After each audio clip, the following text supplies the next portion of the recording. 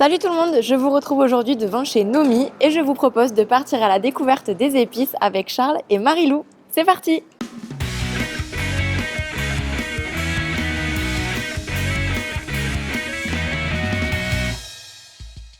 Le showroom Nomi se trouve au 35 rue Davy dans le 17e. C'est là que je retrouve ce joli duo qui a dépoussiéré le monde des épices. Je vous les présente.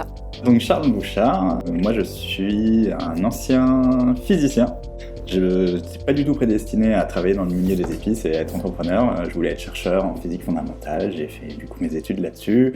J'ai fait Normal Sup, j'ai fait une thèse au CNRS. C'était hyper intéressant, hyper stimulant, mais ça m'a surtout donné envie de faire de l'entrepreneuriat pour moi. J'avais une grande passion, ou une passion en tout cas grandissante pour tout ce qui était le milieu de la food. Avec Marilou, ça faisait déjà pas mal d'années qu'on était en couple, qu'on aimait bien manger, qu'on aimait bien cuisiner.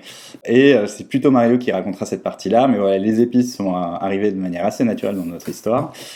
Et donc on a sauté le pas et on a lancé Nomi, donc il y a maintenant un peu plus de 2 ans. Donc marque d'épices jeune et dynamique. Moi, je suis Marie-Lou Lisée, je travaille avec Charles, mon cofondateur pour Nomi. Moi, j'ai un parcours un peu atypique, on va dire, mais plutôt dans le monde des arts. Donc, que ce soit le cinéma, moi j'ai fait des études de cinéma, j'ai fait de l'événementiel. Et puis, quand j'ai rencontré Charles, je suis passée plutôt commerciale dans un groupe de presse. Pareil, j'ai eu envie assez vite d'avoir mon projet. Et je pense qu'assez vite dans notre histoire, nous ça fait à peu près 10 ans qu'on est ensemble, on a souvent pensé à bosser ensemble. On réfléchissait à plein de pistes, comment ça pouvait lier nos deux passions, notre passion commune, on va dire, de la cuisine. Et ma mère, elle, en parallèle, était dans le commerce des épices. Elle a fait ça pendant une 15aine d'années. Et moi, je l'aidais les dimanches sur le marché. Je l'aidais aussi pour préparer Noël. C'était un peu le rush. Et on ramenait toujours plein d'épices de chez elle. Elle avait déjà une très belle sélection. Et quand elle a pris sa retraite, on s'est dit assez naturellement que ça pouvait être sympa, nous, de proposer des épices, mais peut-être de sortir du code classique des épices, d'être sur de la cuisine plus actuelle, plus contemporaine, et surtout de sortir de cette peur de comment j'utilise une épice, comment je la dose, comment je l'associe. Donc nous, ce qu'on avait envie, c'était vraiment de créer un projet qui apporte une certaine pédagogie au niveau de la cuisine des épices. Nomi a clairement donné un coup de neuf au marché des épices et a simplifié la manière d'en parler. Et comme les épices c'est quelque chose qui fait peur, qu'on ne sait pas trop comment les doser ou comment les utiliser, le côté pédagogique de la marque apporte une vraie valeur ajoutée. Tout le monde nous dit qu'il faut mettre vraiment qu'une seule pincée parce que vous allez voir c'est très puissant. Alors qu'en fait c'est faux, enfin oui il y a des piments qui sont pimentés, mais il y a beaucoup d'épices qui sont douces, qu'on peut utiliser très facilement au quotidien. C'est un projet qui est simple aussi parce qu'il est prêt à l'emploi, donc c'est déjà sec, il n'y a pas besoin de rincer, couper, éplucher comme un légume, c'est encore plus facile quoi. Et pour nous c'était inconcevable de vendre des épices pour des épices.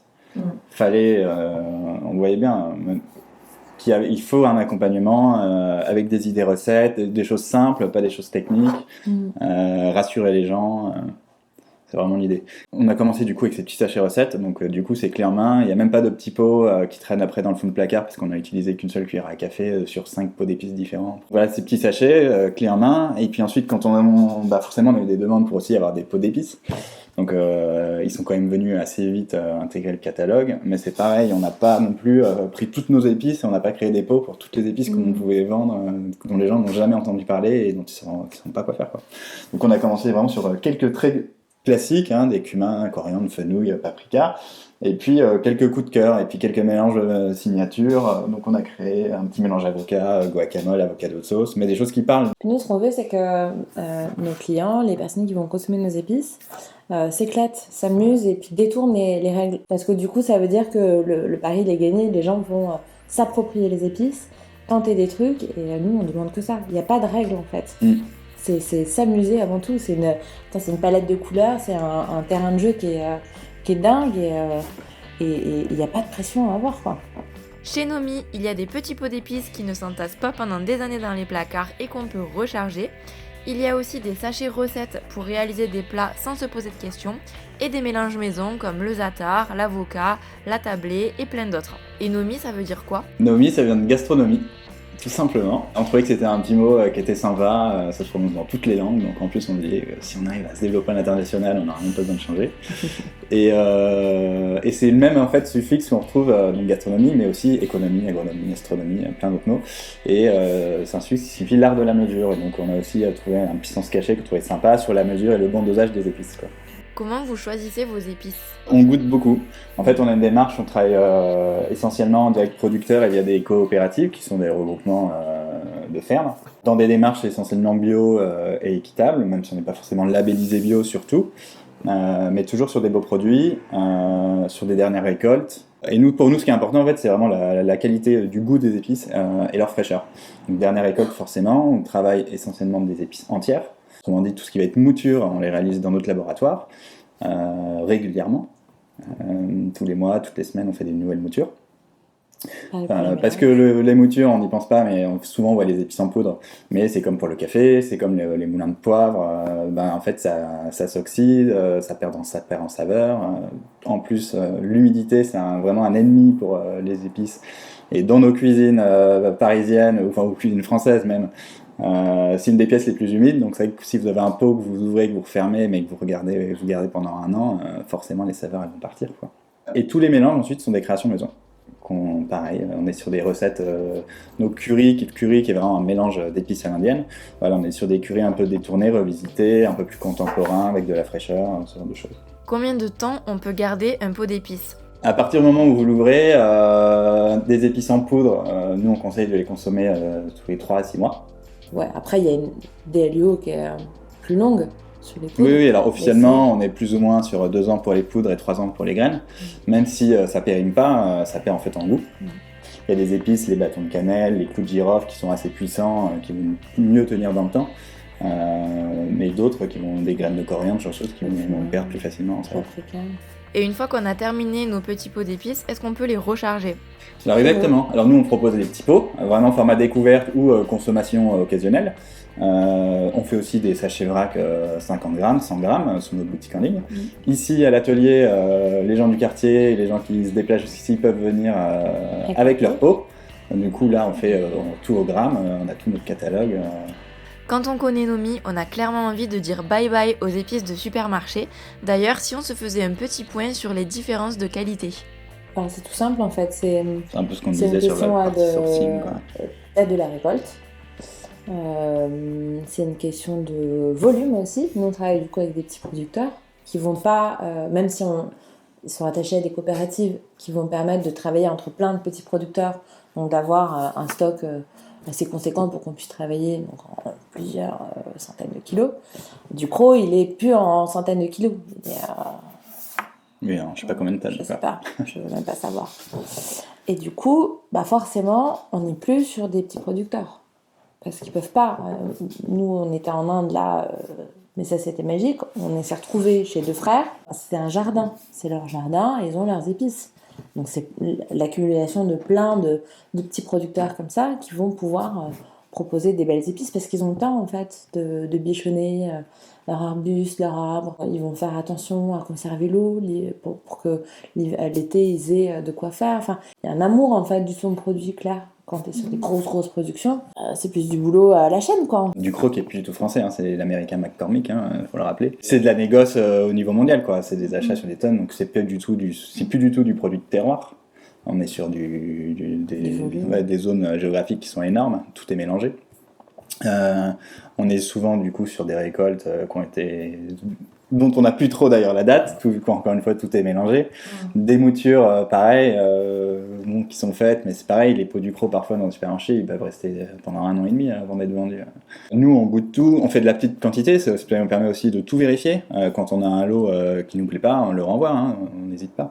Donc il y a aussi plein de petites choses comme ça, parce qu'on est une petite entreprise et qu'on compte aussi le rester, qui nous permet d'avoir un vrai contrôle qualité qui n'a rien à voir avec ce que vont faire des gens, quoi. Au-delà du produit, notre petit sachet, c'est impossible d'industrialiser ça. Tout est fait en couches, à la main. Les pots, on colle encore toutes les étiquettes à la main. On aura peut-être une machine quand on fera plus de volume, mais c'est vrai qu'au jour d'aujourd'hui, tout est encore fait à la main. On s'appuie beaucoup sur un SAT. Moi, j'ai un frère qui est handicapé mental, donc ça me tient aussi à cœur.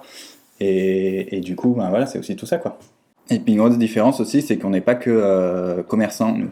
On n'est pas juste revendeur, hein, parce qu'on pourrait très bien aussi sourcer des très beaux produits, on les achète et on les revend, on les repackage, on les revend. Nous, on a vraiment un travail artisanal aussi. Nos moutures, nos mélanges, etc. On n'est que sur des créations maison. Et c'est aussi ça, nous, on va aussi garder une échelle humaine dans notre entreprise. L'idée de garder aussi quelque chose de familial. Moi, c'est un truc que j'aime, c'est mettre la main dans mes épices tous les jours, les broyer, etc. M'amuser à faire des tests et des mélanges. Si je grossis trop, je vais juste être un manager, c'est intéressant aussi, mais c'est plus le même métier non plus, quoi. C'est quoi votre épice préférée ? Dans l'absolu, je pense que c'est assez bateau, mais moi ça reste, je pense, la vanille, qui est pour moi un des parfums les plus dingues qui soit. Moi, je suis assez fan du sumac. C'est une baie vinaigrée qu'on trouve sur tout le pourtour méditerranéen, qui va être plus ou moins vinaigré ou citronné. Le sumac, nous, qu'on a, il vient de Turquie et il est sur des notes donc très vinaigrées. Ça fait penser un peu à un condiment. Et en bouche, ça tire vers l'olive, la tapenade. Donc ça, sur des salades, moi, je trouve que c'est dingue. Ça change tout. Pour une marinade, c'est délicieux. Ça, c'est vraiment... Puis, vu que ça a des notes un peu salées en bouche, bon, ça remplace assez bien le sel. Donc, je trouve que c'est une belle épice. Le sumac, le paprika fumé. Bon, ça, c'est un classique, mais c'est vrai que c'est un paprika qui est fumé au chêne. Il vient d'Espagne, donc il est plein de soleil, de générosité, de gourmandise. Et c'est un petit truc que je vais mettre sur une cuisine végétarienne pour apporter ce côté un peu... Parce que ça dénote un peu de chorizo naturel, hein. Ça apporte ce petit truc en plus. Sur un plat de pâtes avec du riz, sur des frites de patates douces. Moi, j'adore. Et peut-être le dernier, on a un mélange qui s'appelle l'estival. On a fait un peu sur une base d'aromates. Il y a du thym, il y a de l'échalote, de l'ail, du sumac, d'autres épices. Et ça, ça va partir se pousse sur une salade, sur une vinaigrette. Et on est dans la saison d'été. Ça s'appelle l'estival, donc c'est un peu mon épice mon mélange du moment. Si vous aimez les épices, Charles et Marie-Lou ont également sorti le bar à épices aux éditions Marabout, un livre pour apprendre à cuisiner les épices simplement. Je vous glisse le lien en barre d'infos si jamais ça vous intéresse. Pour ma part, j'ai eu un vrai coup de cœur pour cette jolie marque d'épices et je suis hyper pressée d'essayer tous les produits que j'ai achetés à leur showroom, notamment la poudre d'hibiscus que je vais utiliser dans des desserts ou encore le sumac que je n'avais encore jamais goûté.